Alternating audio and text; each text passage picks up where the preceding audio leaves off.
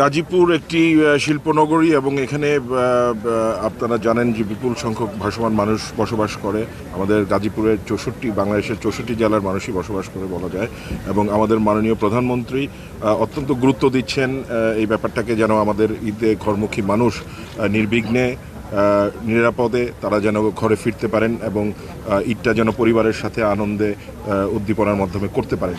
এবং আমরা এই সরকারের বয়স আপনারা জানেন যে 1 মাসও হয়নি এখনও, তারপরও আমরা মাঠে নেমেছি, চেষ্টা করছি এবং প্রশাসনের সকলের সাথে সমন্বয় করে কাজ করার চেষ্টা করছি।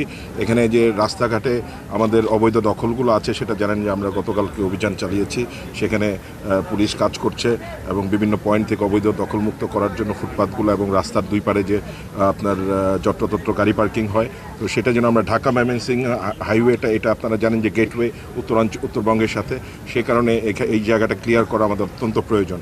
এবং এছাড়াও আমাদের যারা এখানে শিল্পনগরী অনেক মিল কারখানা আছেন, আমাদের শ্রমিক ভাই বোনেরা আছেন, তারা এখন বেতন পাচ্ছেন, বেতনটা নিয়ে যেন তারা ঘরে যেতে পারেন নিরাপদে, সেই ব্যবস্থাটা করা, এখানে ছিনতাই যেন না হয় সেজন্য টহল বাড়ানোর জন্য আমি আইজি মহোদয়কেও রিকোয়েস্ট করেছি এবং কমিশনার সাহেবকেও রিকোয়েস্ট করেছি যেন টহলটা বাড়ানো হয় ঢাকা ময়মনসিংহ হাইওয়েতে, যেন আমাদের শ্রমিক ভাই বোনেরা সেই বেতনটা নিয়ে যেন তারা পরিবারের সাথে ঈদ করতে পারে এবং কোনো দুর্ঘটনা না হয়। আমাদের এছাড়াও আপনারা যেই সমস্যাগুলো বললেন মাদক সহ অন্যান্য সমস্যা, সেগুলো দীর্ঘমেয়াদী পরিকল্পনা আমরা করছি।